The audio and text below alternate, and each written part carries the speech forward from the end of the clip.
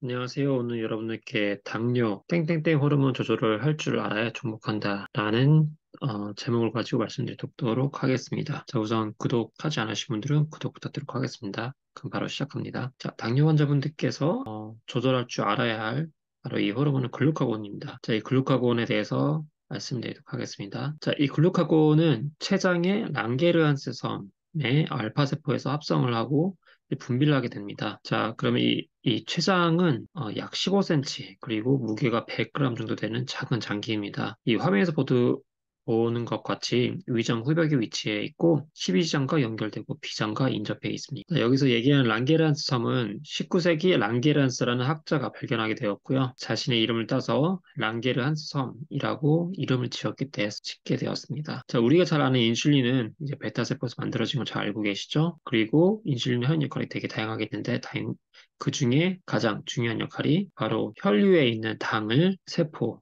안으로 밀어넣어서 혈당을 떨어뜨리는 역할을 하게 되고 근육을 생성할 수 있게 하고 또한 또한 지방 생성에도 영향을 미치는 게 바로 인슐린 원 다 잘 알고 계시죠? 말씀드릴 이 호르몬은 글루카곤 호르몬입니다. 자, 이 글루카곤 호르몬은 췌장의 알파세포에서 나온다고 말씀드렸죠? 그런데 베타세포는 췌장에서 65에서 85%를 차지하게 되고요.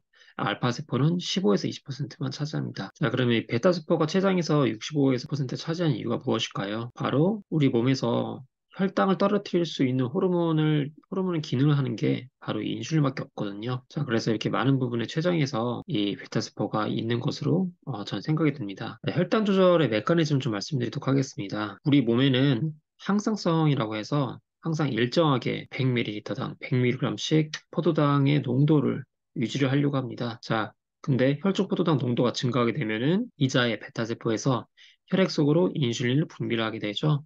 자, 그러면 간에서는 포도당을 흡수해서 글리코젠을 저장할 수 있게 되고 체세포가 포도당을 더 흡수하게 됩니다. 그러면 혈중 포도당 농도가 감소하게 되죠. 자, 그럼 혈중 포도당 농도가 감소하게 될 경우에는 이자의 알파세포에서 혈액 속으로 글루카곤을 분비시키게 됩니다. 자, 그럼 이 글루카곤은 간에서 글리코젠을 분해시켜서 혈액 속으로 포도당을 방출시키게 됩니다. 그러면서 혈중 포도당 농도가 증가하게 되는 거죠. 또한 저희 몸의 췌장의 베타세포에서 나오는 인슐린과 췌장의 알파세포에서 나오는 글루카곤은 각각 우리 몸의 부교감신경, 교감신경에 의해서 영향을 받게 됩니다. 자, 우리 몸은 스트레스에 의해서 크게 교감신경, 부교감신경이 상호작용하게 됩니다. 자, 스트레스가 많아질 경우는 교감신경이 올라가게 되는데, 자, 이때 교감신경이 올라가게 되면 글루카곤 또한 많이 발생하게 되고요. 자, 스트레스가 덜할 경우에는 부교감신경이 더욱더 많이 위에 서게 되면은 부교감신경으로 인해서 인슐린이 촉진이 되겠죠. 자, 그러면 이 글루카곤에 대해서 말씀을 드려보도록 하겠습니다. 글루카곤은 다양한 메커니즘을 통해서 혈당을 조절하게 되는데요. 자, 우선 글리코겐 분해를 촉진하게 됩니다. 자, 혈당을 저하게 될 때 간과 근육에서 당원이라고 해서 이 글리코겐 분해를 통해서 포도당을 꺼내오게 됩니다. 포도당 양이 혈액에서 기준치 이하로 내려가게 될 경우 글루카곤 분비를 하게 되는데요. 자, 이때 간에서는 글리코젠을 포도당으로 분해시켜서 혈당량을 증가시키는 역할을 하게 그리고 또한 포도당 신생합성을 하는데요. 자, 이 포도당 신생합성이란 저장된 글리코겐이 고갈되면 글루카곤은 간과 신장에서 포도당을 새로 합성한 것을 말을 합니다. 자, 그리고 지방 분해를 통해서 포도당 생성 속도를 조절하게 되는데요. 제1형 당뇨병 환자는 인슐린 억제 상태에서 글루카곤 지방 분해를 유도시키게 됩니다. 자, 그럼 당뇨병 환자 중에 살이 계속 빠지는 사람들이 있는데 바로 그 이유는 무엇일까요? 당뇨병이 있는 사람 경우 특히 제1형 당뇨병 환자는 인슐린이 잘 나오지 않습니다. 제2형 당뇨병 환자들도 나중에는 인슐린 부족하거나 또한 잘 나오지 않게 되는데 혈액에서 포도당을 신체 세포로 가져가서 에너지로 사용하면서 방해시키게 됩니다. 자, 이 상태에서는 우리 몸은 글루카곤을 통해서 에너지를 얻기 위해서 지방과 근육을 연소하기 시작하는데 이로 인해서 전체 체중이 계속적으로 감소를 할 수가 있습니다. 자, 인슐린과 글루카곤을 통한 혈당 조절 기전을 알아보도록 하겠습니다. 우선 건강한 사람, 비당뇨인인 경우는 혈당이 증가하게 될 때 인슐린을 통해서 세포에 포도당을 흡수시킬 수 있도록 도와줍니다. 따라서 혈당을 감소시킬 수가 있게 되는 거죠. 혈당이 감소하게 되면은 글루카곤 호르몬이 분비가 되고 이로 인해서 혈당이 증가됩니다. 즉, 이 그림을 보면은 인슐린이 올라가게 되면 글루카곤은 이제 오프 상태, 즉 나오지 않게 됩니다. 이와 반대로 글루카곤 호르몬이 올라가게 되면 인슐린 분비가 중지되는 게 이래 정상 상태입니다. 자, 이와 반대로 당뇨병 환자의 경우는 포도당을 세포안으로 넣어준 인슐린에 대해서 조직이 저항성을 갖게 됩니다. 자, 이 인슐린 저항성이란 당뇨 환자는 인슐린 분비가 정상이어도 말초 조직의 인슐린 기능이 제대로 되지 않는 것을 뜻합니다. 당뇨병 환자가 아닌 경우도 인슐린 저항성이 지속되면 혈당이 지속적으로 상승할 수 있고 당뇨가 올 수 있으며 장기적인 합병증이 발생하여 종종 장애를 일으키거나 심지어 생명을 위협하는 경우도 있게 되죠. 따라서 당뇨병 전 단계에 있다면 철저한 관리를 통해서 당뇨가 오지 않도록 하는 게 중요하겠죠. 자, 당뇨병 전 단계 관련 영상은 오른쪽 상단에서 확인해 주세요. 자, 그럼 당뇨 환자는 인슐린 말고도 이 호르몬 조절을 잘해야 당뇨를 정복할 수 있습니다. 또한 당뇨병 전 단계라면 이 호르몬을 조심을 해야 하는데요. 바로 글루카곤입니다. 중형 당뇨병 전 단계, 그리고 제2형 당뇨병 환자는 글루카곤 수치도 굉장히 높은데요. 글루카곤이 너무 많이 분비되어서 혈당 조절이 잘 되지 않는 경우가 있습니다. 자, 여러분 혹시 글루카곤 과다혈증이라고 들어보셨나요?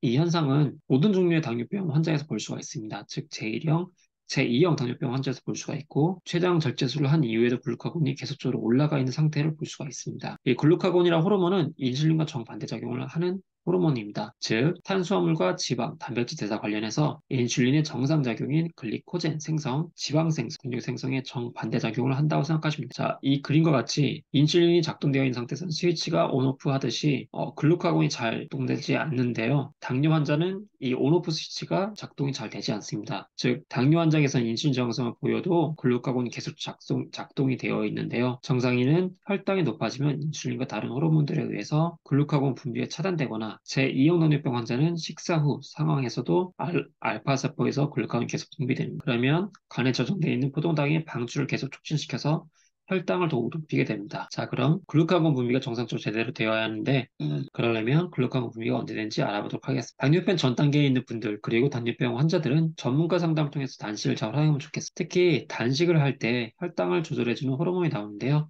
이때에도 혈당이 떨어지지 않고 혈당이 유지되는 이유가 바로 글루카곤 호르몬 때문입니다. 단식을 하는 동안 음식 섭취가 제한이 되게 됩니다. 이때 혈당이 떨어지는데 췌장에서 글루카곤 호르몬이 분비되면서 아미노산에서 포도당 생성을 하게 됩니다. 단식을 하는 동안 글루카곤은 해독작용에 도움을 줍니다. 이게 무슨 말이냐 하면 단식 중에 혈당이 떨어지면서 글루카곤이 분비되는데 이때 우리 몸에서 나쁜 독성 물질인 암모니아를 소변을 배설시킬 수 있도록 촉진하는 역할을 합니다. 따라서 혈액 내 암모니아 수치가 높더라도 단식을 통해 글루카곤이 분비되면서 암모니아 수치를 감소시킬 수가 있게 됩니다. 단식을 하면 어느 일정 시간이 지나면 배고픔이 사라지는 것을 경험을 하신 적이 있나요? 자, 그 이유는 글루카곤으로 인해 발생할 수가 있습니다. 글루카곤은 단식을 할 때 증가하고 식사를 할 때는 감소합니다.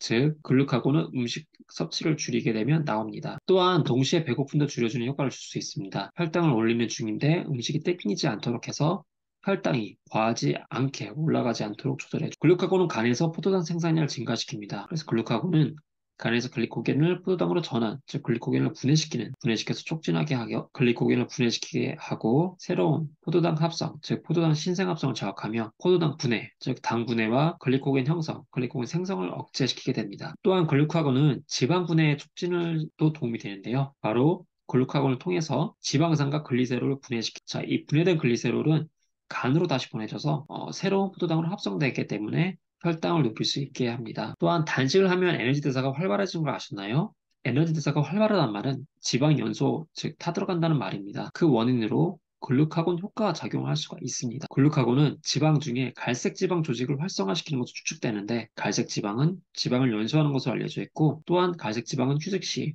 에너지 소비를 증가시키는데 따라서 단식을 통해서 글루카곤 호르몬 분비가 증가되고 이로 인해 갈색 지방이 증가하면서 휴식 시 에너지 대사가 증가할 수 있는 효과를 기대할 수 있습니다. 또한 글루카곤은 지방을 분해시킵니다. 앞서 말씀드린 대로 글루카곤이 지방산과 글리세롤로 분해를 시키게 되는데 분해된 글리세롤은 다시 간으로 보내져 새로운 포도당을 합성되어 혈당을 높이게 됩니다. 그리고 우리 몸에서 당을 더 이상 만들지 못하게 되면 케톤체라는 물질을 생성하게 됩니다. 자, 이 물질은 당 대신 에너지원으로 사용되면서 우리 몸의 생명을 연장시키는 기능을 하게 됩니다. 자, 그리고 단식을 할 경우 심장 두근거림 증상을 느끼시는 분이 있으실까요? 그 이유는 글루카곤 호르몬 때문인데요. 단식을 할 때 심장 근육 수축력을 더욱 높이고 또한 심박수를 올려주기 때문입니다. 또한 글루카곤 수치가 증가하면서 인슐린 수치가 내려가게 되면 지방 분해가 촉진되고 케톤체 생성이 증가됩니다. 앞서 말씀드렸던 이 케톤체가 계속적으로 증가하게 되면 심장 건강에 도움을 줄 수가 있다고 합니다. 자, 지금까지 말씀드렸던 내용들이 도움이 되셨을까요? 이 내용이 도움이 되셨다면 구독과 좋아요 그리고 알람 설정 부탁드리도록 하겠습니다. 감사합니다.